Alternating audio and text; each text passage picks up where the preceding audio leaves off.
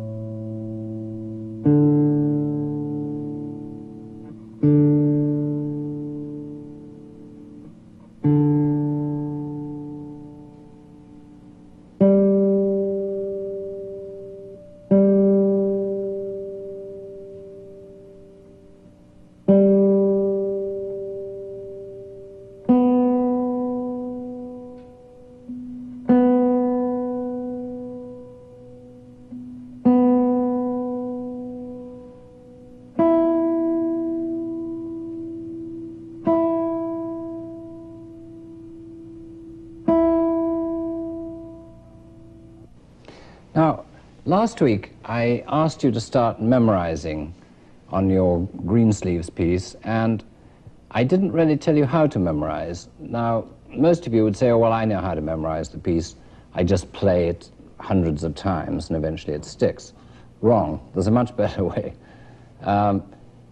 There is a specific sort of act of memorization that you can do that will speed up the process enormously, and I think it's useful for you to know. And it consists of a sort of interrelationship, again, between you and the score in a specific way. What you do is this. Supposing you're beginning Greensleeves, all right, start playing. We'll assume you know a little bit of it, and you can play, say, and then you think, oh, now what is the next note? Now, the first thing that you don't do is go back to the beginning again, because that doesn't help you. You've already played that part all right, so forget going back to the beginning, which is what most people do. What you do is you then look at your score, and you see the next bit, and you see it's...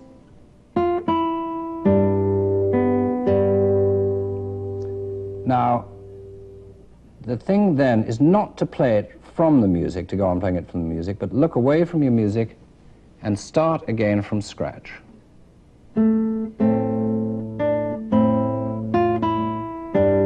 And see how far you can get this. Now what happens next? All right, I forgot that bit. All right, back, look at the score, identify the little bit where you broke down, and then come back and try it again.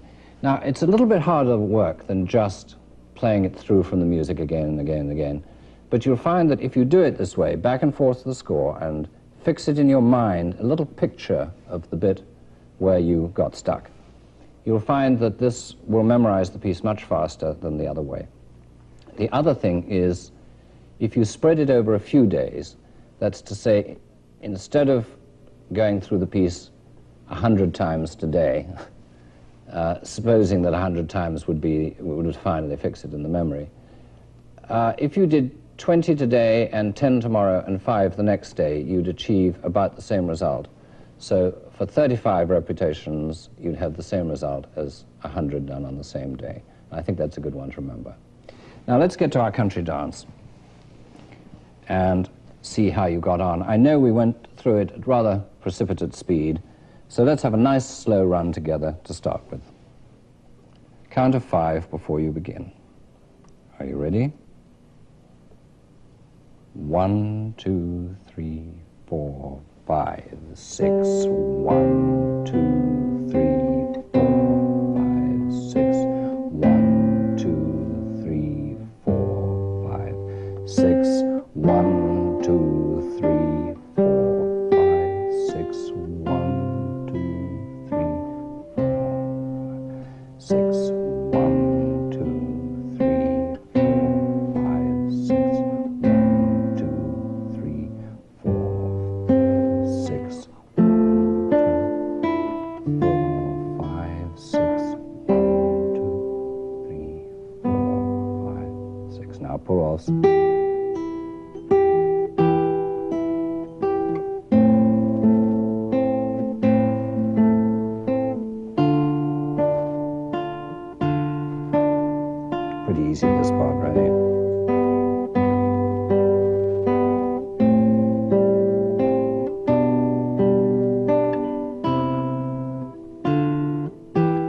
it for a second there.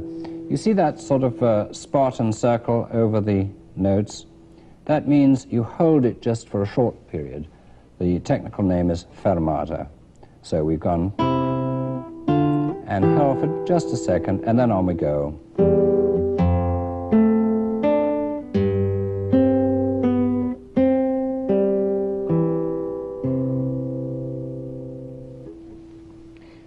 All right, let's have one more go, just a little bit faster.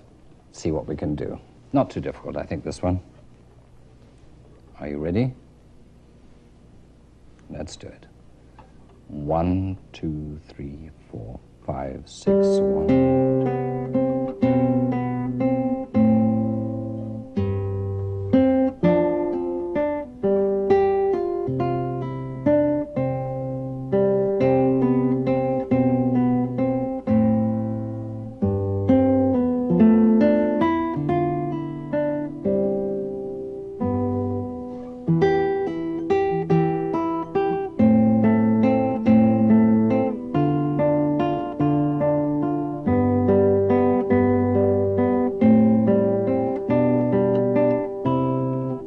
Slight hold and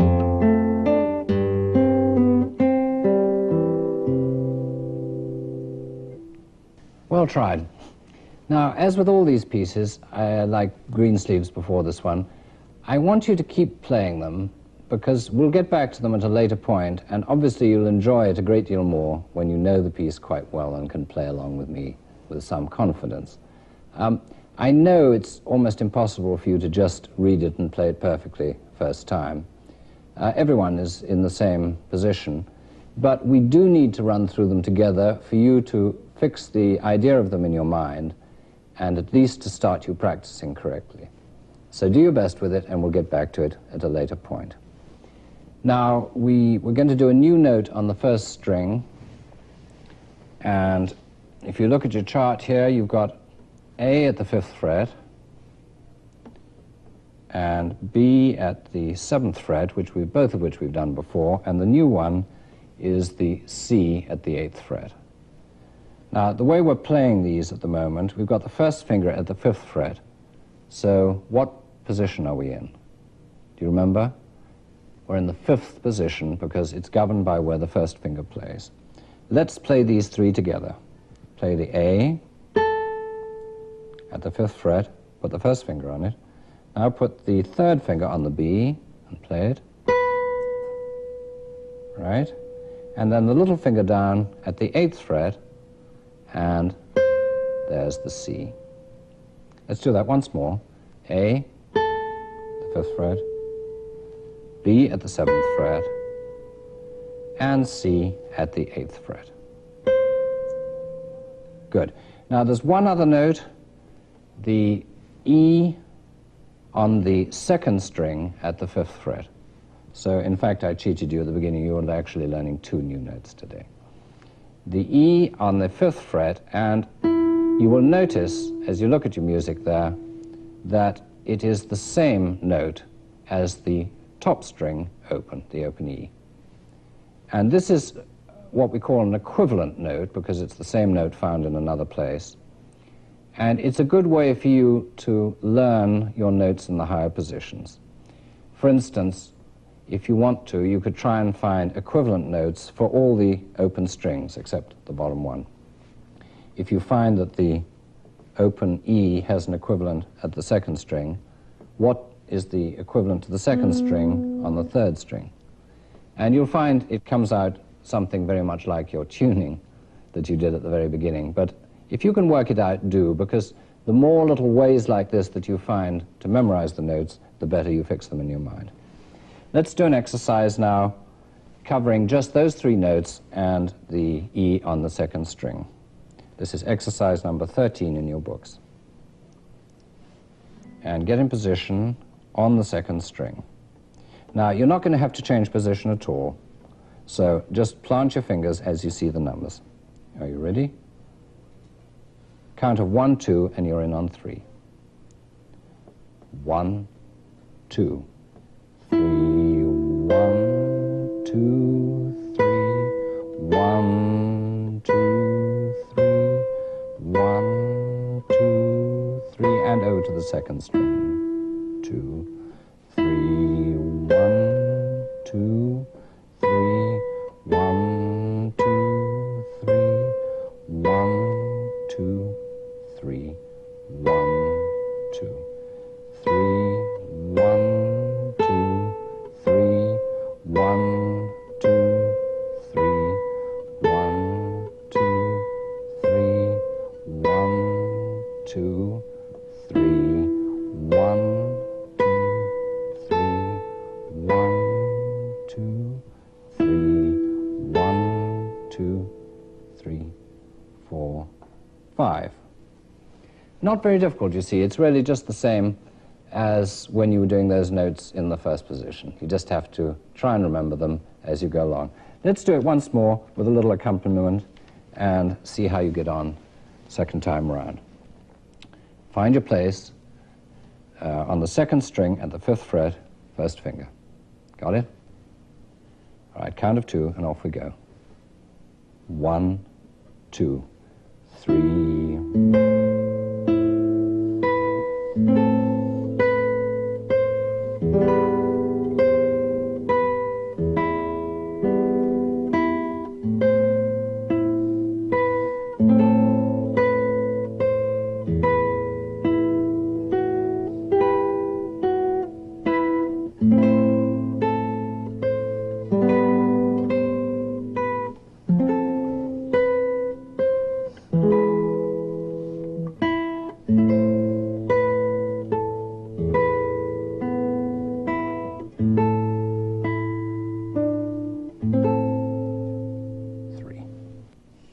Well done. One of the bonuses of playing the higher notes is that they really do sound very nice on the guitar, and I think it's a great incentive to learning the upper part of the instrument. So, if you will, give a lot of work to those during the week, memorize them thoroughly, because we'll be adding a couple of new ones next time. Now, I want to get on to the subject of counting 16th notes, and we're going to take the difficulty out of this by giving them little syllabic ways to count, which make it a lot easier than doing some sort of mathematical computation of what is a quarter of a quarter note. It's probably best seen, I think, by looking at a chart. Let's have a look here, and we see our familiar quarter note, and underneath 4 16th notes, which occupy the same space of time. Now, under that, you see the little phrase we use to count the 4 16th notes. The first beat gets the number, so 1, and then after that, E, a little short syllable sound, and, which you're used to from counting 8th notes, when you did 1 and 2, dividing the beat, and then the last extra one, a little which is our final short sound. So the complete 16th note group of 4 is counted 1 E and A. And you will find that you can count quite fast and use that syllabic content to give you the actual rhythm of it. For instance, if I count 1, 2, 3, 4, 1 E and A, 2, 3, 4. You can get from that 1 E and A the exact tempo that your 16th note is meant to be. Let's try that a couple of times. Let's just count a full measure of 16th notes. All right? 1 E and A, 2 E and A, 3 E and A, 4 E and A is going to be the count. Are you ready? I'll give you the straight 4 and then try and count it in time. 1, 2, 3, 4. 1 E and A, 2 E and A, 3 E and A, 4 E and A. And that's all there is to it. Now, we should look at groups that aren't all 16ths but are mixed 8ths and 16ths and see how those work. Look at the card again, and you'll see 2 8th notes on top, and underneath a group where the first 8th note has been broken in half, as it were, to make 2 16ths. And the final 8th note is the same. So it's 2 16ths attached to an 8th. And the count there is we take the 1 E, which would be the first part of the 16th note group, and then the and in the same way that we would count 2 8th notes together as one and. The 8th note there gets the and count. So the group as a whole is counted 1 E and. And a group of them together would be 1 E and, 2 E and, 3 E and, 4 E and. Now, one more, the reverse of that. The next group you see, you've got, again, 2 eighth notes where the second eighth note has been divided in 2 to make 2 sixteenths. And instead of, as we would count the eighth notes, 1 and, we count 1 as usual for the first, and to start the second group, and we use the sound at the end, which is the final one of a 16th note group. So 1 and a. And a group of 4 of them together, 1 and a, 2 and a, 3 and a, 4 and a. All right, you may think it sounds a bit strange at first to be using these strange syllables, but it's not as bad as one teacher I knew who, in fact, made her students always count caterpillar, caterpillar, caterpillar, caterpillar for 16th notes. So either way, it works. It's a syllabic formula that is easy to count and gives us the actual rhythm of the notes concerned. This will make even more sense when we do a practical exercise, which we're going to do now. And this is exercise 14 in your books. And let's put it up here and let's just count it. I'll play it, and you count along with me as best you can. I think by the time we've done it, you'll begin to see what's happening. It's 2/4 time, so the lead-in count will be 1 and 2 and. You ready? 1 and 2 and. 1 and 2 E and 1 and 2 E and. Now 4 16th notes.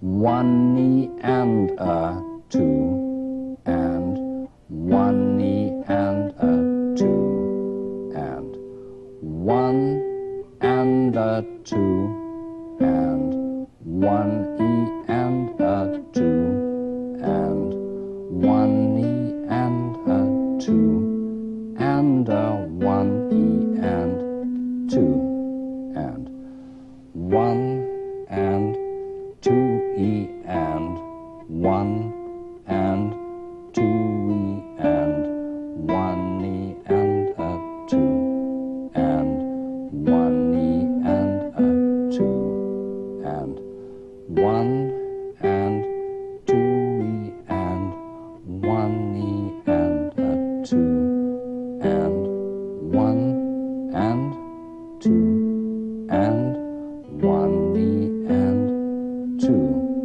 and.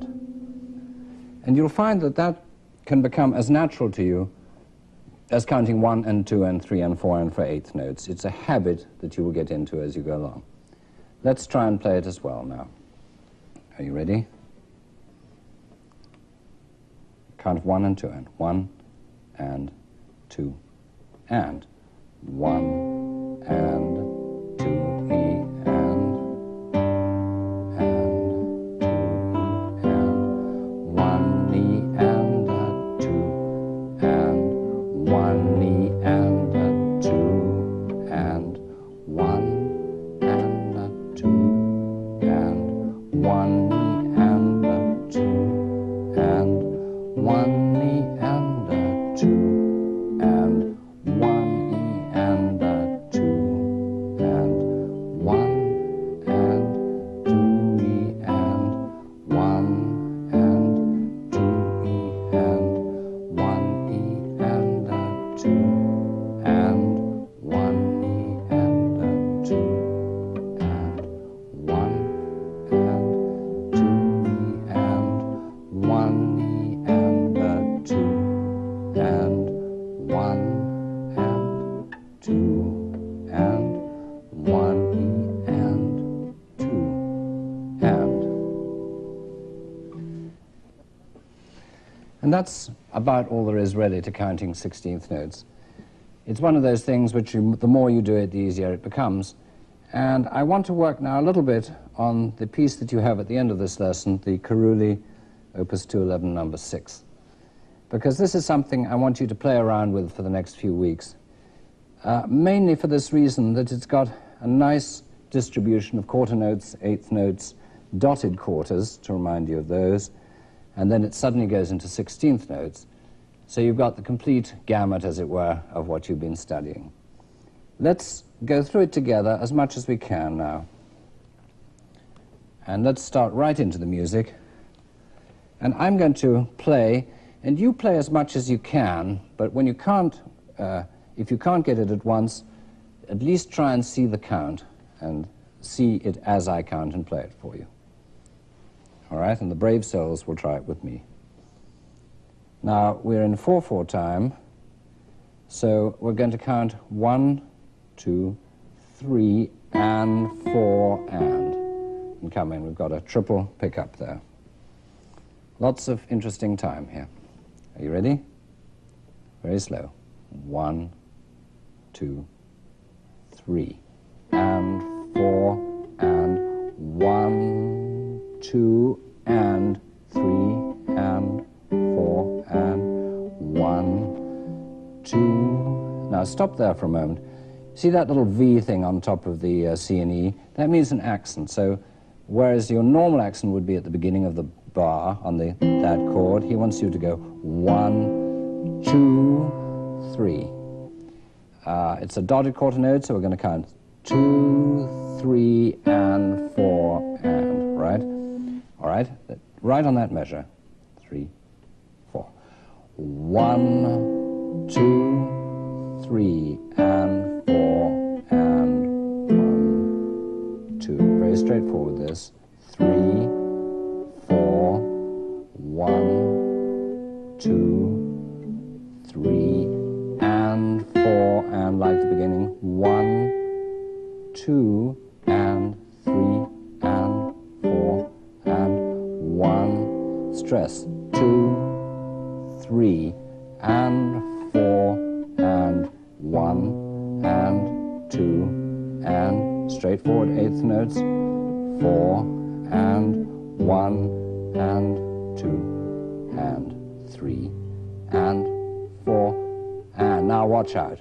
1 E and a 2 E and a 3 and 4 and 1 E and a 2 E and a 3 and 4 and 1 E and a 2 E and a 3 E and a 4 E and a 1 E and a 2, 3 and 4 and 16ths again. 1 E and a 2 E and a 3 and 4 and 1 E and a 2 E and a 3 and 4 and 1 E and a 2 E and a 3 E and a 4 E and a 1, 2, 3 and 4 and then we're into something very like the beginning again.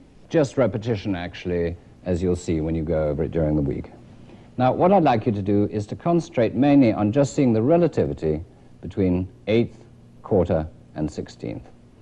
And the trick to it is when you start very slowly and take the time from the 16th note. Play the 16th notes first, see how fast you can play them reasonably, and then time the beginning of the piece to that. All right, also we'll be having a playthrough of the other pieces, the country dance and so on as well. Now, I'd like to play you a piece by Mauro Giuliani, who in fact you can see here on the wall of my music room. And he was a very celebrated figure at approximately the same period as Fernando Sor, i.e. the early 19th century. He was an Italian, came up to Vienna, and was very much on the musical scene of Vienna at the time of Beethoven, and was in fact invited by Beethoven to take part in the 8th Symphony when the first performance was given of that. With other friends of Beethoven, musicians, he played one of the percussion instruments. So he wrote an awful lot of some simple and even some complex concertos for the guitar. The one I've chosen is a divertimento, or little diversion. The Divertimento, Opus 40, number 6.